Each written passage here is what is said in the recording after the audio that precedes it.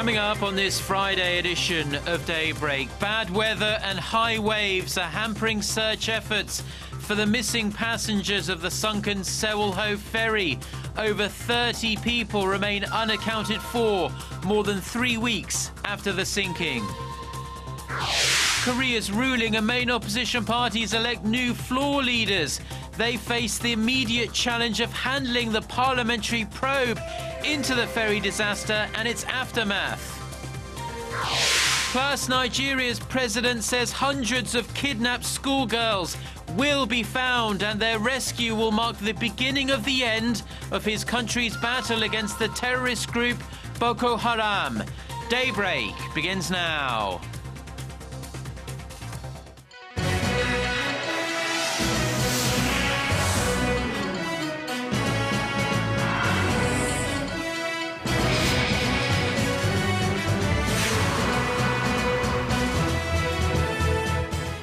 Hello and thanks for joining us. It's 6 a.m. on Friday, May 9th. Here in Seoul, I'm Mark Broom and you're tuned in to Daybreak. We begin with the latest on the Sewol-ho ferry disaster. 4 more bodies were recovered on Thursday, the 23rd day of search and rescue operations. This raises the confirmed death toll to 273. 31 people, mostly teenagers, remain unaccounted for.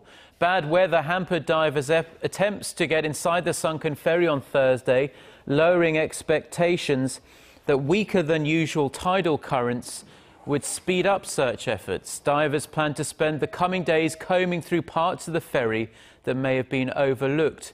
They'll also expand their search of the cargo compartments, crew members' cabins and the engine room. Meanwhile, parents of the victims protested outside of the state-run Korean broadcasting system, KBS, late Thursday and into the early hours of Friday, demanding an apology from the chief of the news department, who reportedly said, quote, 300 people killed in the sinking is not a big number when you think of the number of people who die in traffic accidents every year. Now, in the wake of this awful tragedy, the government has announced a series of much stricter regulations to ensure the safety of passenger ferries operating in and around Korea. The Ministry of Oceans and Fisheries says it will expand an ordinance that was limited to only cargo vessels and foreign ships to include passenger ferries that have routes in Korean waters, and they will do this within the next 6 months. The measure passed the National Assembly late last month. Now, as we mentioned at the top of the newscast, it's been over 3 weeks now since the Sewol-ho ferry capsized, but the entire nation remains in a deep state of shock and grief over the deadly sinking. And in the place hit the hardest by the tragedy, Ansan, the city where most of the victims, the high school students, called home, our Shin Se-min shows us the current state of this city, a city in mourning. A final trip around the school they once attended. For the 11th grade students of Tanwon High School who died in the Sewol-ho ferry tragedy, this drive-through campus in a slow-moving hearse signifies their last visit.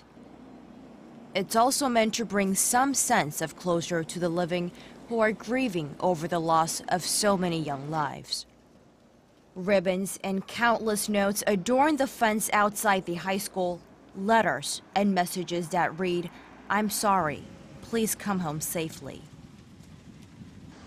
It's hard to find anyone in the city of Ansan who doesn't know someone directly affected by the disaster. I came here to see those kids enter school in funeral hearses. I have a grandson who is a senior and attends the school. It breaks my heart to think of the suffering the teens and their families are going through. Gojandong is among the hardest-hit neighborhoods in the city. The working-class area, composed of simple brick apartment buildings, was home to 109 students that were on the ferry. What used to be a bustling school zone filled with groups of teenagers has changed. Residents describe a stillness now brought on by the loss of a high school and loss of the city. Grief has shrouded the city of Ansan, which has a population of 710,000 people. It permeates every corner of the community and has taken a toll on local business.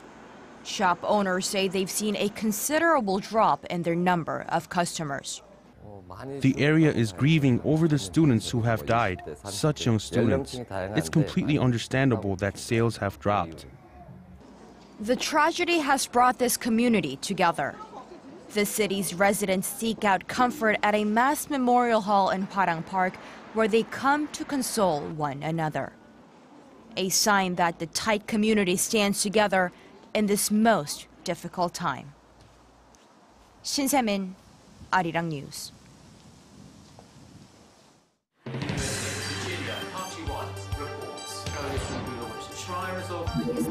We start before the sun rises to bring you the latest stories out of Korea.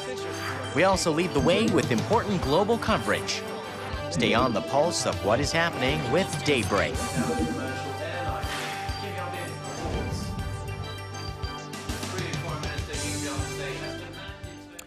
Korea's ruling and opposition parties elected new floor leaders on Thursday, but the winners have little time to celebrate. They face the critical challenge of handling the parliamentary investigation into the Sewol-ho ferry disaster and its aftermath. Our Choi Yu-sun has this report. The ruling Saenuri Party's new floor leader Lee Wan-gu is a three-term lawmaker from the central Chungcheong region. He is the first from the region to be elected party floor leader and is known to be a member of the faction close to President Park Geun-hye. His running mate Chu Ho-young, who was named the party's new policy committee chair, is part of a different faction, but from the party's stronghold of Gyeongsang-buk-do province. The duo faces zero competition as the only candidates who applied and were appointed without a vote on Thursday.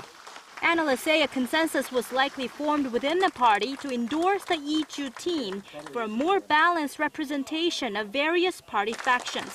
The opposition New Politics Alliance for Democracy elected the first female floor leader in Korea's constitutional history.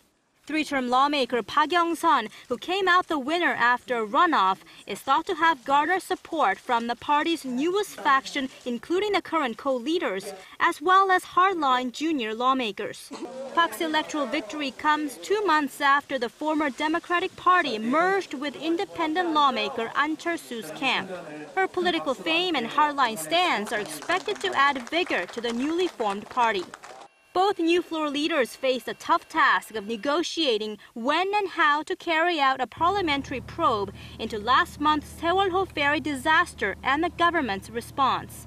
Lee of the ruling party said it may be too early for Parliament to investigate the accident, as the priority now is to find all of the missing passengers. He also vowed to work closely with the opposition on national safety.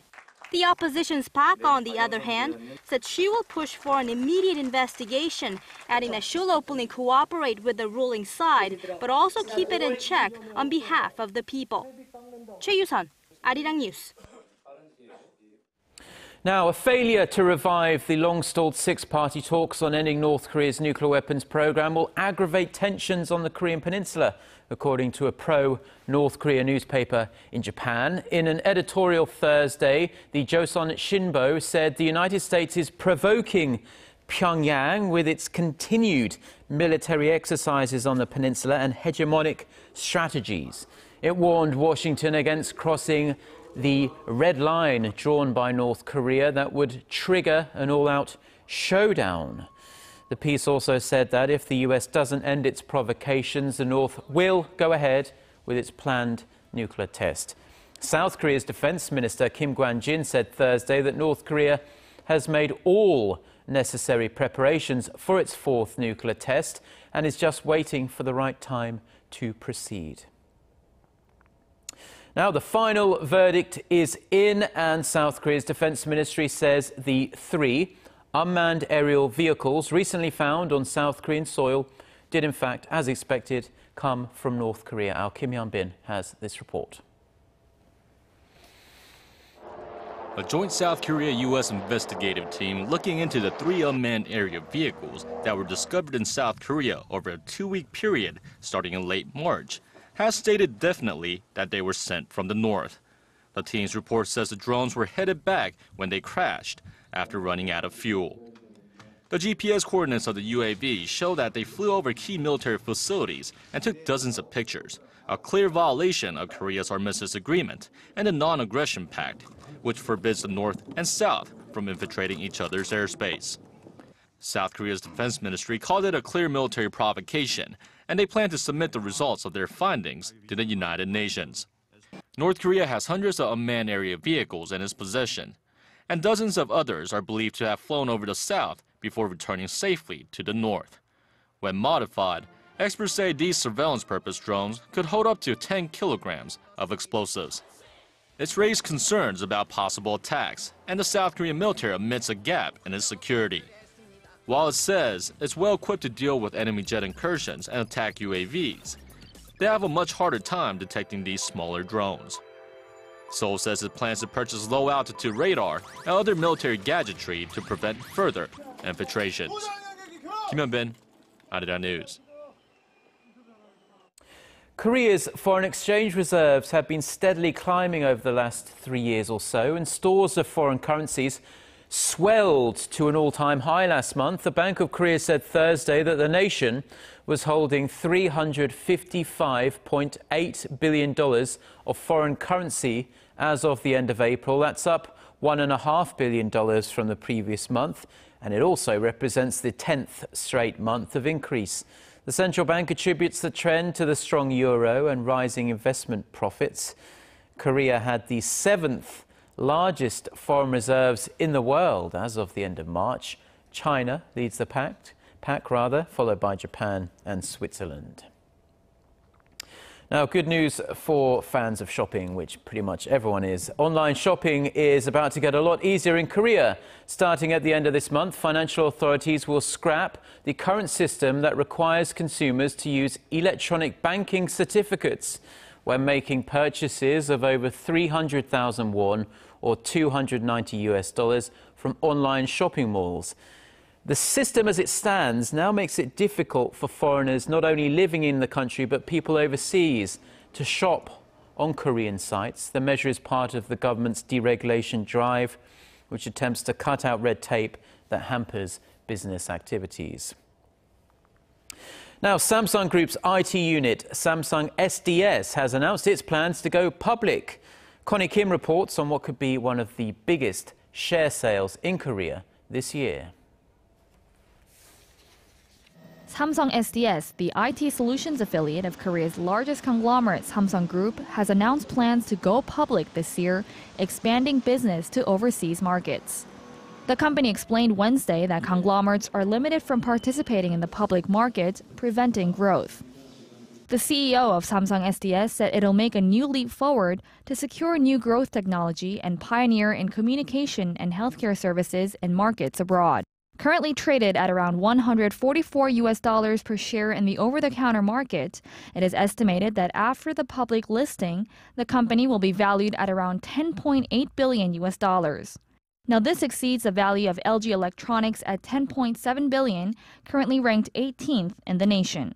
With the company's announcement, Samsung is expected to speed up work to succeed the group to the children of Samsung's chairman, Lee Gun-hee. Speaking to Seoul-based Yonhap News, a researcher at IBK Securities said he believes the company will move to divide its businesses and make bigger changes in the future to help cement the top shareholders' influence within the group. Samsung Electronics currently holds the largest share of more than 22% of Samsung SDS. Lee Jae-yong, the first son of Lee Gun-hee, holds over 11% of the company's shares, while daughters Lee Bu-jin and Lee Se-hyun both have over 3% of the company's total shares. IPO lead managers will be selected this month, along with a decision on the size of the share offering. Connie Kim, Arirang News. Now, Korea has risen to become one of the world's richest countries in the space of just a few decades, really. But when it comes to life satisfaction, Koreans rank near the bottom of the list. Korea scored 6 points out of 10 on the OECD Better Life Index 2014. That places Korea 25th among the 36 nations surveyed. The index measures the happiness quotient of a nation based on 11 categories, including education, work, and life balance, as well as health. The average for the 30 6 nations came to 6.6. The OECD cited Korea's propensity for working long hours for its low ranking. Koreans work an average of 2,090 hours a year, or 40 hours a week, much higher than the OECD average of 1,765 hours, or 34 hours a week. Australia topped the list of most satisfied countries, followed by Norway and Sweden.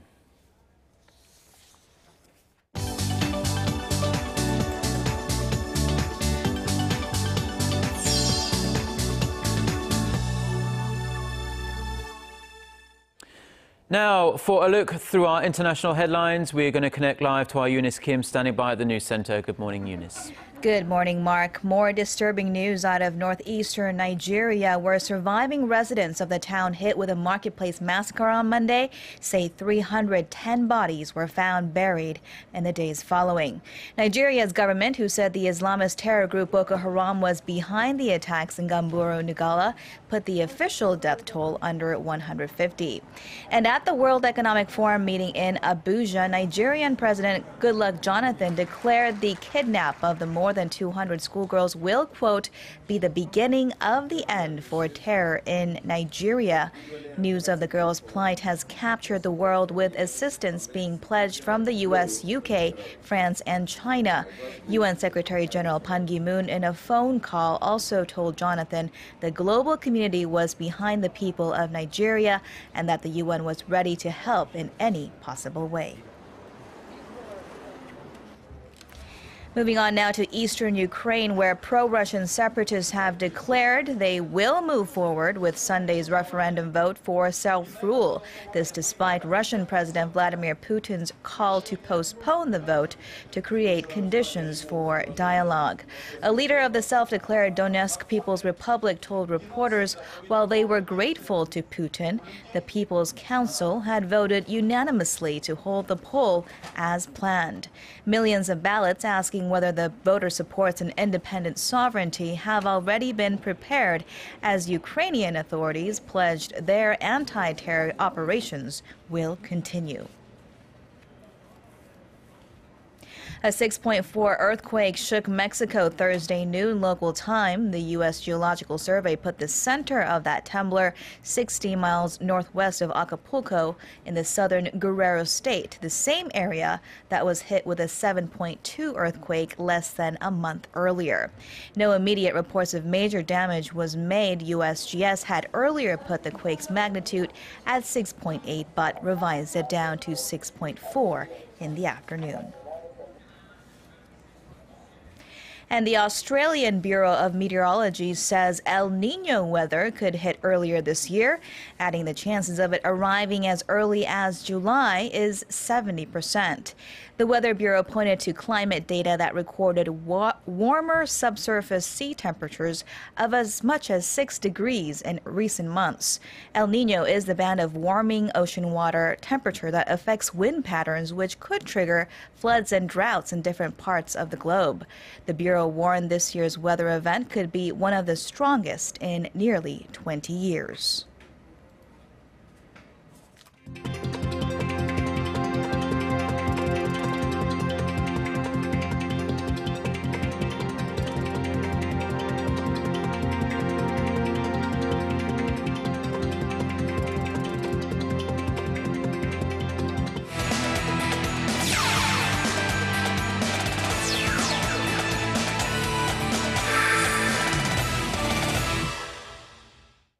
And good morning, everyone, as we kick things off with the South Korean national football team, with manager Hong Myung-bo announcing his 23-man roster on Thursday.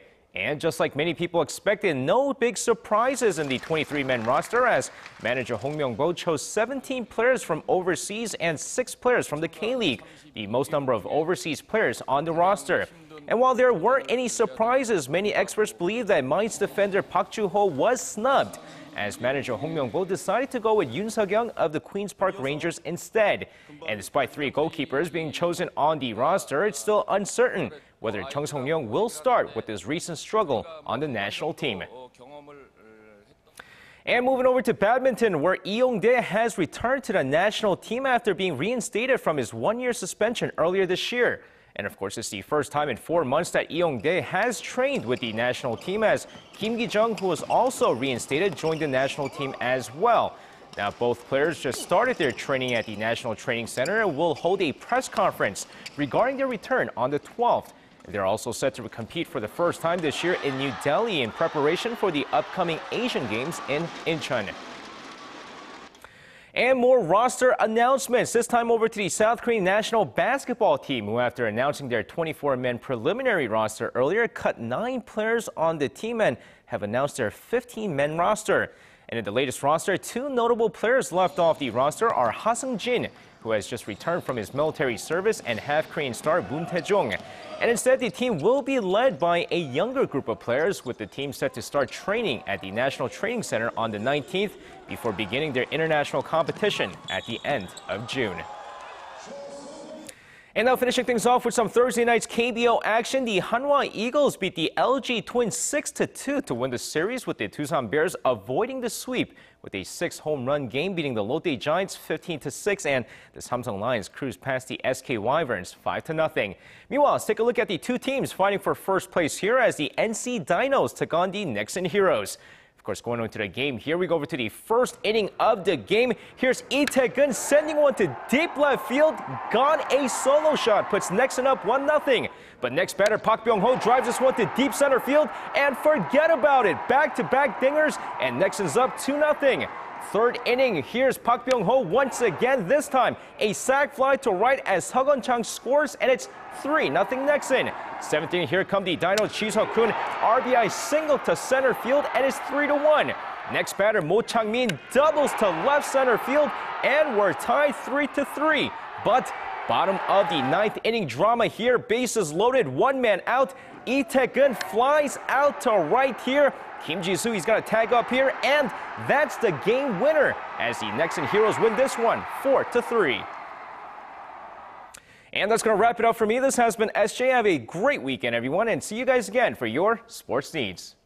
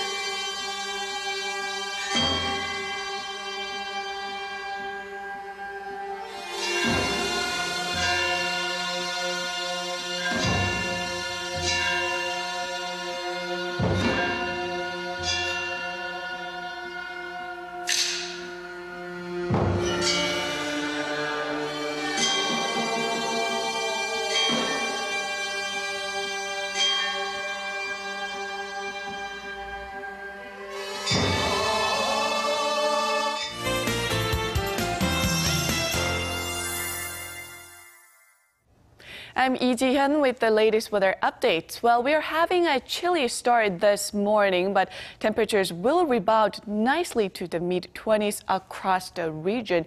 And the nation is kicking off the day under clear blue skies and should remain sunny for the remainder of the day. But the sunshine of this morning can be replaced by increasing clouds in the Seoul metropolitan area. Well, over in Jindo, weather conditions will finally cooperate for the rescue operation with calm winds and waves. Also, the speed of tidal currents will remain slow. With that in mind, let's take a closer look at the readings for today. The morning low in Seoul is starting out at 11, but the high will rise to 24, while Daegu peaks at 26. Gwangju should see a high of 25, while Busan tops out at 22. For other regions, it looks like down on Jeju will rise to 22, Daejeon rise to 24, while Dokdo hikes up to 16, while Mount Keungang tops out at 9. Well, due to a dazzling sunshine, UV level will be relatively higher than usual in most regions, so don't forget to apply a good amount of sunblock before heading out today. Now, that's all for Korea, and here's the global forecast for viewers around the world.